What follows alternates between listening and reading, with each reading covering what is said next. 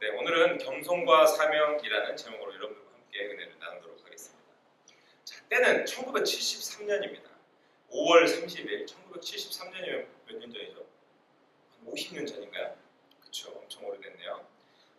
5월 30일부터 6월 3일까지 서울에 가면 여의도라는 데가 있어요. 여의도가 이렇게 섬이거든요. 네, 서울 여의도에서 대규모 전도 집회가 열립니다. 엄청 큰 전도 집회가. 이 집회는 어떻게 평가되냐면요. 한국 기독교 역사상 가장 큰 규모의 행사다.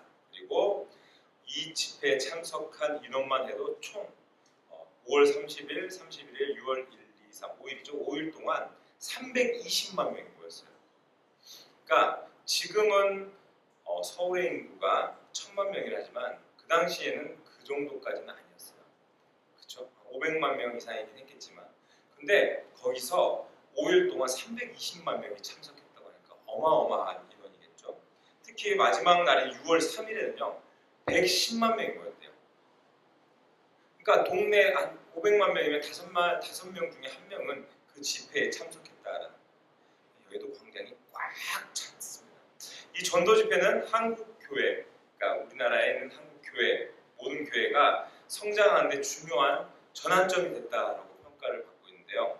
당시 집회에 수많은 사람들이 정말 그곳에 모여서 복음을 듣고 또 그 자리에서 신앙을 새롭게 하고 그 자리에서 또 신앙이 깊어지고 하는 그런 계기가 되었습니다. 또 이 집회가 얼마나 컸냐면 뉴스에도 나오고 방송에도 나왔어요. 그래서 사회 전반에, 한국 사회 전반에 정말 긍정적인 좋은 영향을 미쳤고 기독교가 정말 이런 것이다라는 것을 알리는 대중화 확산에 크게 기여했다고 할 수가 있습니다. 이 당시 장면 한번 볼까요? 되게 대단하죠.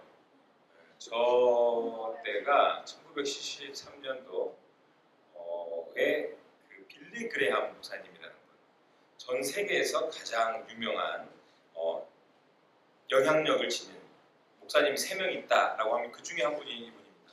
100세까지 사셨거든요. 2018년에 돌아가셨는데 이분은 어떤 분이냐면요. 되게 파워풀하죠. 설교도 굉장히.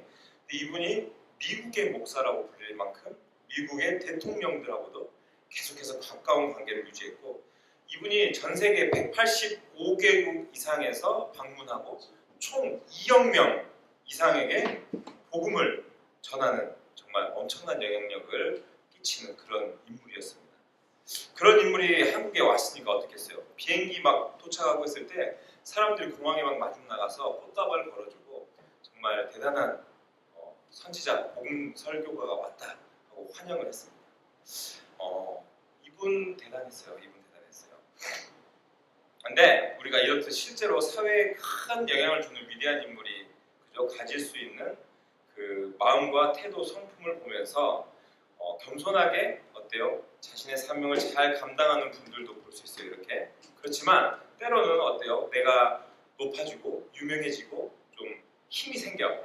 그러면은 어때요? 주의 일을 하지만 그것보다는 자신의 일과 자신의 삶과 자신의 상황을 더욱 더 돌보는 그런 것들을 더 중요하게 여기는 사람들을 우리가 때로는 볼 수가 있습니다. 그죠? 유명해지니까 겉으로는 그렇지 않지만 주님 보시기에는 그렇지 않은 사람들이 마음이 변했다라는 사람들이 있는 거죠.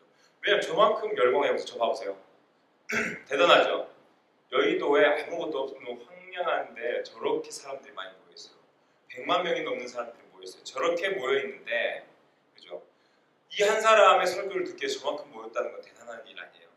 그랬다는 것은 굉장한 영향력이 있는 사람이다라는 거죠.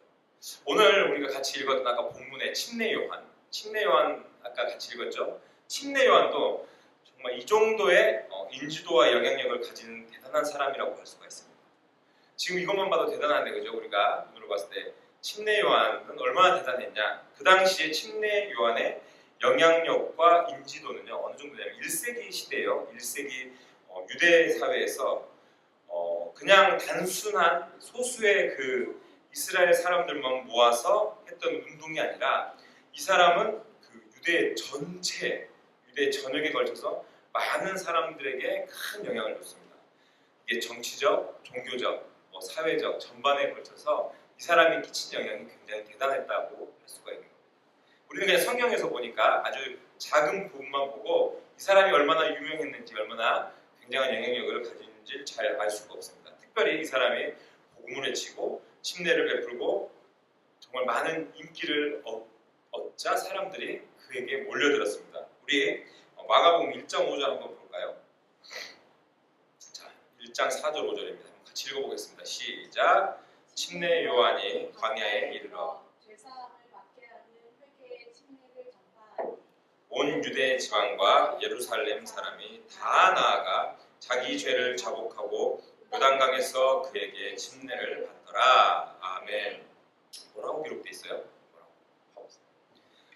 침례 요한의 그 메시지가 단순히 그냥 몇몇 그를 좋아하고 따라다니는 사람들에게만 영향을 준 게 아니라 뭐라고 그래요? 온 유대 지방 네, 맞아요. 대단해. 온 유대와 예루살렘 사회 전체에 큰 영향, 그러니까 한 나라에 큰 영향을 미쳤다라고 볼 수 있습니다. 심지어는요, 누가복음 3장에 보면요, 세리와 군인들에게까지 영향을 미쳤다는 것을 볼 수 있습니다. 여러분들 세리 어떤 사람인지 알죠?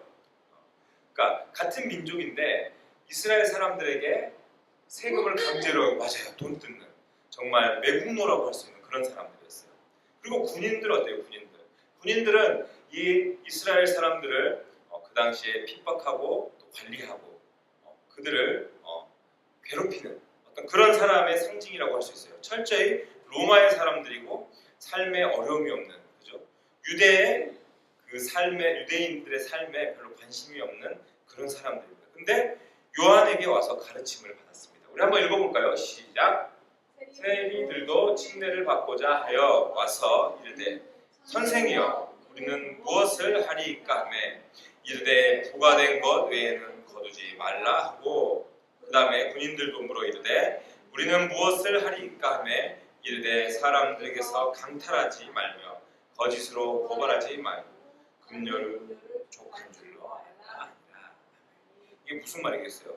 반대로 말하면은 야 너네 세리들 너네는 정해진 것만 걷어라. 근데 원래 정해진 대로 안 걷고 더 걷어서 자기들의 삶을 정말 풍요롭게 만들었던 사람들 있잖아요. 군인들한테 뭐라고 한 거예요? 사람들을 이렇게 빼앗지 마라, 강탈하지 마라. 그죠? 그런 일들을 비일비재하게 했다는 거 아니에요? 폭력을 행사하면서. 그리고 거짓으로 이 사람이 마음에 안 들면은 관청에 고해서 벌을 받게 하는 거예요. 그러니까 강제로 빼앗아도 아무 말 할 수가 없는 그런 사람들이지 않겠어요? 그리고 고발하지 말고 또 받은 급료로 족하는 줄로 알아라. 그죠? 나라에서 주는 급료를 받는 사람이잖아요. 경찰이나 다름없는데 그것으로 만족해야 되는데 그것이 부족하니까 어때요? 사람들에게 빼앗잖아요. 그러니까 그런 거 하지 말라. 그렇게 가르쳤다는 거예요. 또 이제 요한의 사역이 커졌습니다. 따르는 사람들도 많아졌습니다. 유대 종교 지도자들인 바리새인과 또 사두개인들이 이 인간이 어떤 인간인가 궁금해진 거예요. 그래서 찾아옵니다. 그래서 우리가 오늘 본 본문에서 그들이 직접 사람을 보내서 그가 누구인지 묻습니다. 정체가 궁금하잖아요. 저 인간은 뭔데 저렇게 큰 영향력을 미치고 저런 대단한 일을 할까 궁금하니까 종교 지도자들 중에서 대단한 사람들이 보내는 거예요. 그래서 누구인지 물었을 때 너가 메시아냐? 그죠? 그 정도 굉장한 영향력을 한 나라에 많은 사람들이 그를 따르니까 예수님 정도 될까 싶어서 넌 누구냐 했을 때 나는 메시아가 아니다.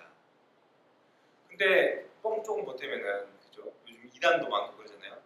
내가 예수님이다 하고 거짓말하거든요. 그 사람들은 이만희 신천지에 그 다음에 하나님의 교회 안상홍 이런 사람들은 내가 제 이름 예수다, 내가 예수님 메시아다, 날 믿어라 막 이러거든요. 근데 영향력이 커지니까. 근데 침례 요한은 그렇지 않다는 거예요. 나는 메시아가 아니다. 나는 내 뒤에 오실 그 예수님을 소개하는 것이 나의 일이다라고 밝혔던 거예요. 그리고 요한의 영향력이 이제는 그런 종교적 차원을 넘어서 정치적으로도 미쳤어요. 어느 정도냐면은 이 당시에 헤롯 왕이 있었어요. 근데 그 헤롯 왕이 부인을 자기의 동생의 부인을 자기가 취했어요. 그러면 안 되는 거잖아요. 근데 자기 동생의 부인을 자기가 뺏었어요. 그래서 결혼을 하게 됐어요. 그래서 그것에 대해서 그렇게 하면 안 된다고 침례 요한이 가서 왕한테 따졌어요. 대단하죠. 그래서 어떻게 됐을까요?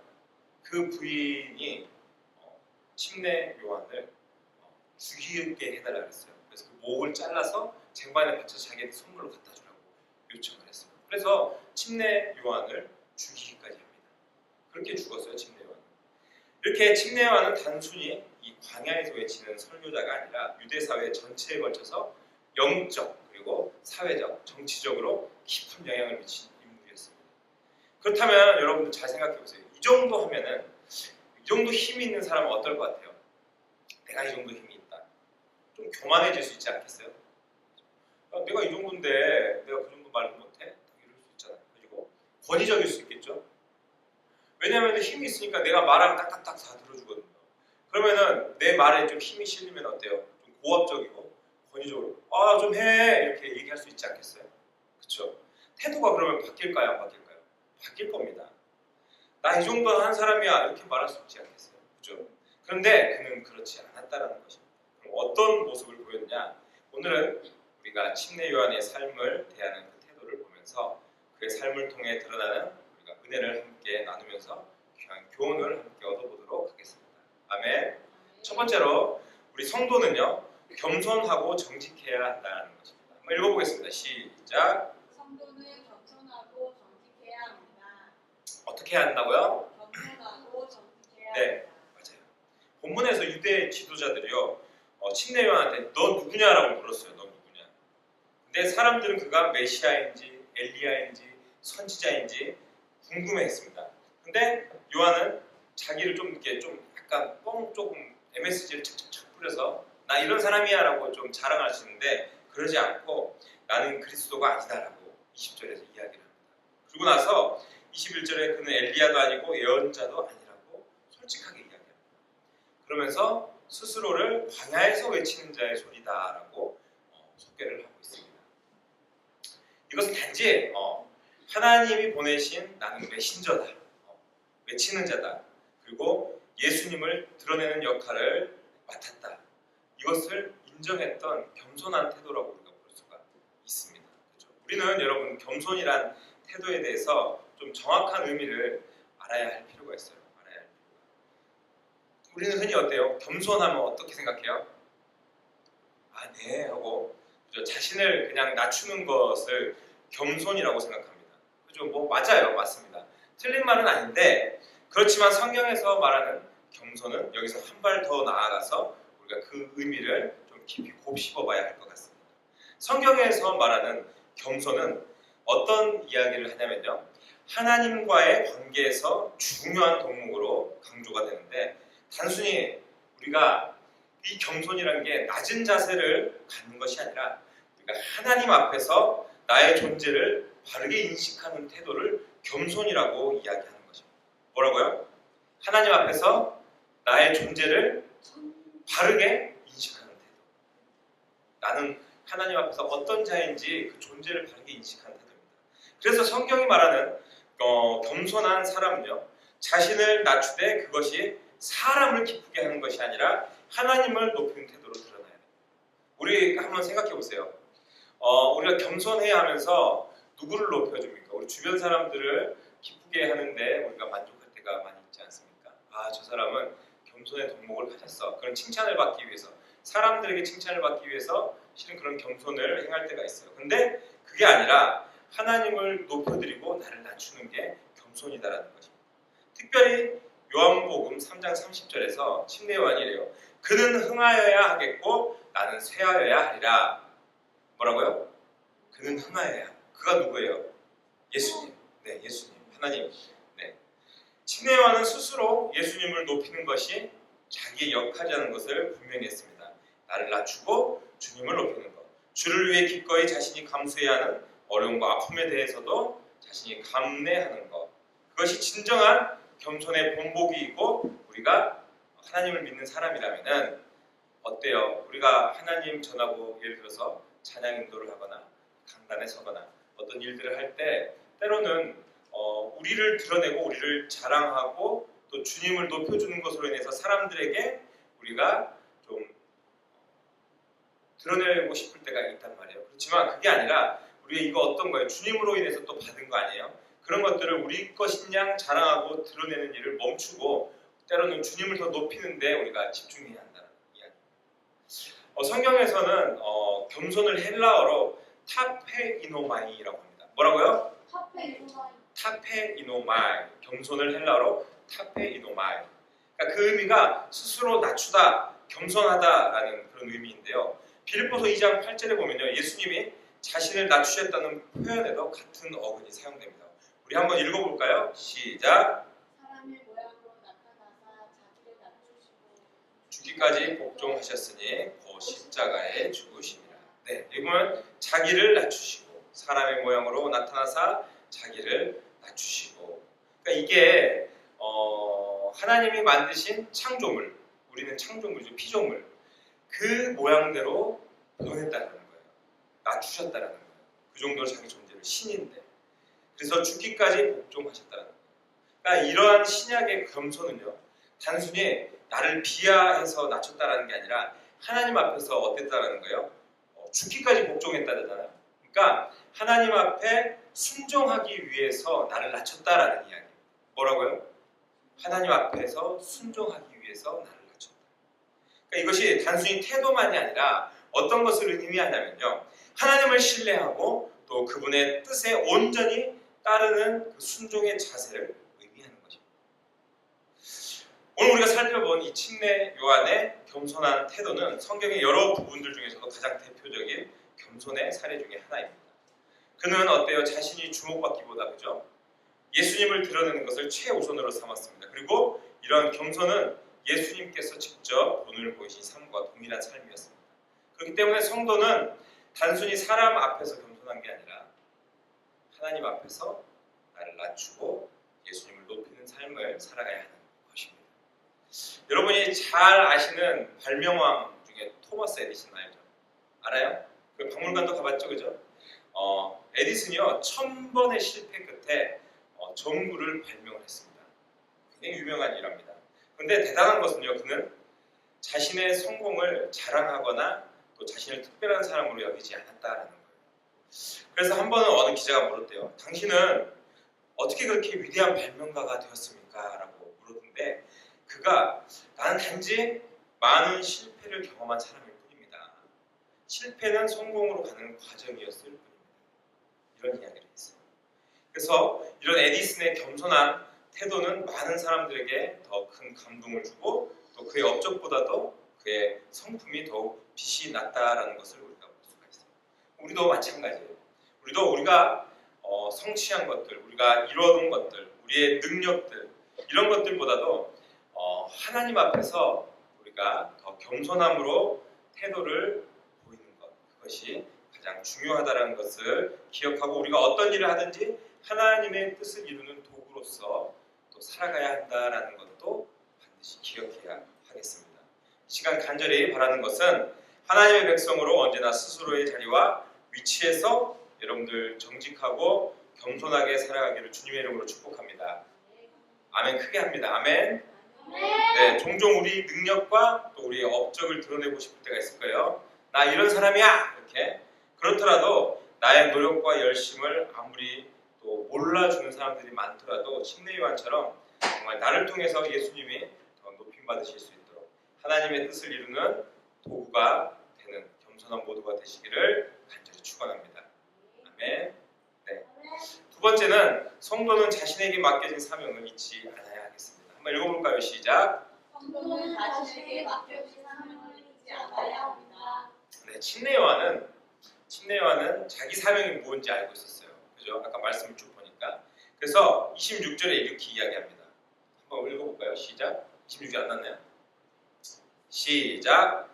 요한이 대답하되 물로 침례를, 다시 크게 읽겠습니다. 처음부터 시작. 요한이 대답하되 나는 물로 침례를 베풀거니와 너희 가운데 너희가 알지 못하는 한 사람이 섰으니. 네, 침례 요한은 이렇게 예수님을 증거하는 사명을 다했습니다. 그리고 나서 뭐라고 하냐면 27절에 보면요, 나는 그분의 신발끈을 풀기도 감당하지 못한다. 나는 그 사람 신발끈을 푸는 것도 감당하지 못할 만큼 그분의 능력에 난 비할 바가 못 된다 라고 이야기를 해요. 그러니까 이렇게 대중들 앞에서, 많은 사람들 앞에서 자기의 사명을 또 고백하고 자신의 역할에 나는 오직 예수님을 예비하는 것이다 라는 것을 그렇게 말하기 쉽지 않아요. 근데 여러분 우리도 마찬가지예요. 성도로서 우리가 예수님을 믿는 사람으로서 우리의 사명이 예수 그리스도를 증거하는 거예요. 그렇죠? 그래서 우리는 삶의 분주함, 또 학교 다니고 또 여러 가지 우리 많은 일들이 있을 거 아니에요. 그 안에서 우리가 어때요? 예수님 증거하는 거 때로는 잊고 살 때가 많이 있습니다. 그러나 우리가 반드시 기억해야 하는 것은 우리가 주어진 자리에서 우리 주변의 많은 사람들에게 예수님을 드러내는 것이 가장 중요한 사명이다라는 것을 잊지 말아야 한다. 여러분 이 우리에게 주어진 사명이 단순히 주어진 일이 아니에요. 무슨 말인지 기억해야 됩니다. 사명은 어때요? 사명이라는 게 무슨 말이냐면요. 하나님께서 특별한 목적을 위해서 우리에게 맡기신 소명과 책임을 포함하는 그런 개념이라는 것이에요. 그랬을 때 우리가 처음에 얘기했던 것처럼 주어진 삶의 자리에서 예수님을 드러내는 것 굉장히 큰 사명이다라는 것입니다. 침례 요한이 자신의 사명이 단순히 설교하는 것이 아니라 예수 그리스도를 증거하는 삶을 사는 것임을 분명히 인식하고 있었습니다. 그래서 자신은 난 예수 그리스도가 아닙니다. 광야에서 외친 소리다라고 밝혔고 결국에는 예수님을 흥해야 되고 나는 결국에는 쇠해야 된다라고 선포했습니다. 많은 인기와 영향력을 가지고 또 권세를 가질 수 있었습니다.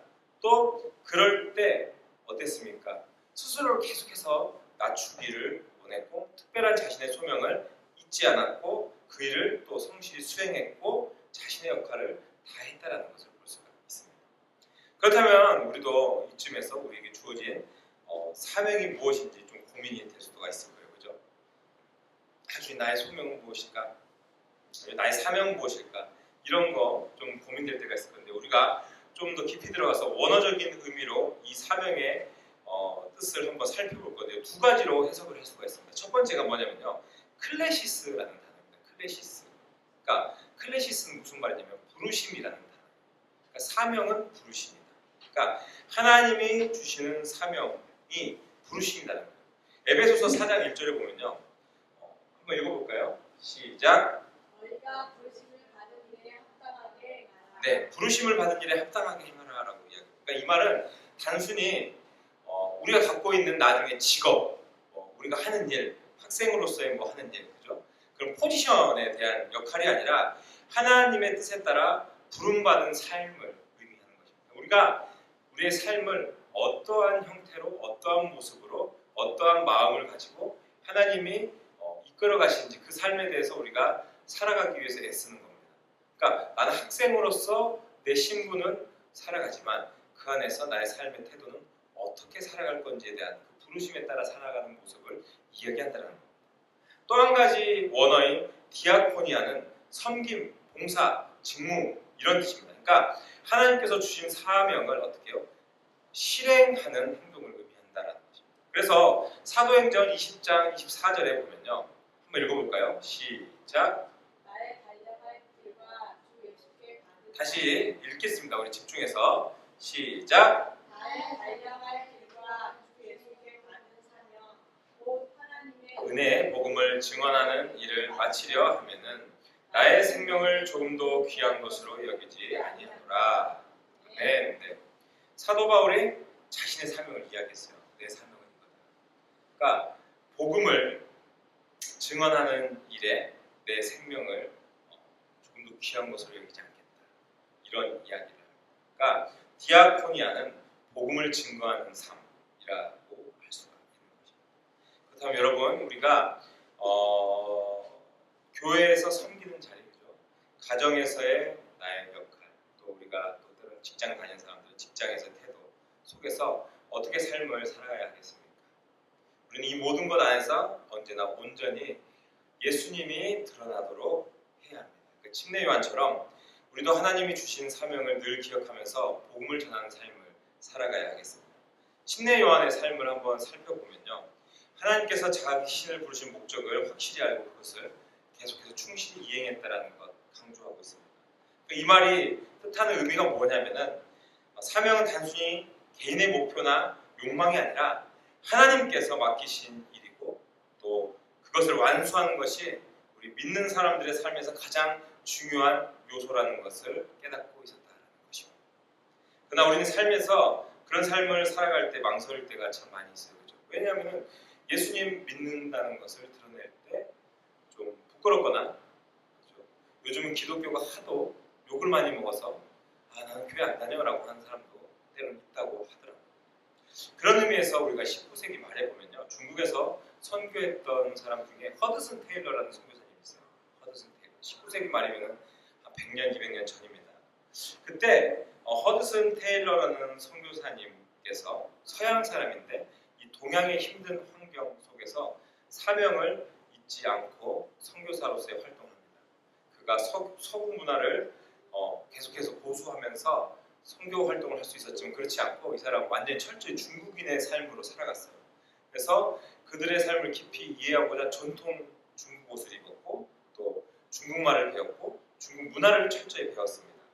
그리고 때로는 많은 사람들이 야, 너 선교사인데 그렇게까지 해야 돼? 라고 비판을 했지만 그 사람은 아니다. 이렇게 하는 것이 복음을 전하는 데 더 도움이 되고 내 사명을 감당하는 데 더 큰 힘이 된다라고 끝까지 그런 모습으로 헌신했습니다. 그래서 어느 날 중국 사람이 허드슨 테일러 선교사에게 질문했대요.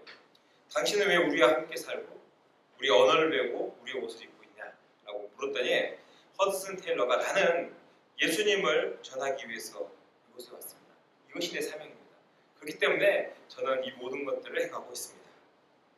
그래서 그런 헌신적인 그의 사역 덕분에 많은 중국 사람들이 예수님 앞으로 돌아오게 되었다라고 합니다. 우리도 마찬가지. 우리도 때로는 학교 생활하면서 급식 먹으면서 여러분 기도합니까?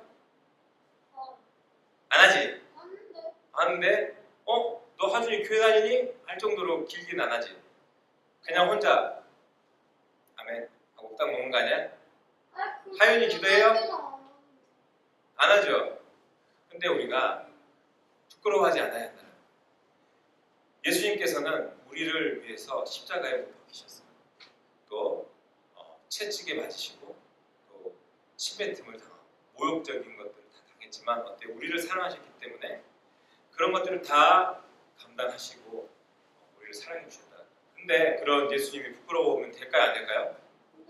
안 돼요. 여러분들에게 천국 가는 소망을 주신 분이에요.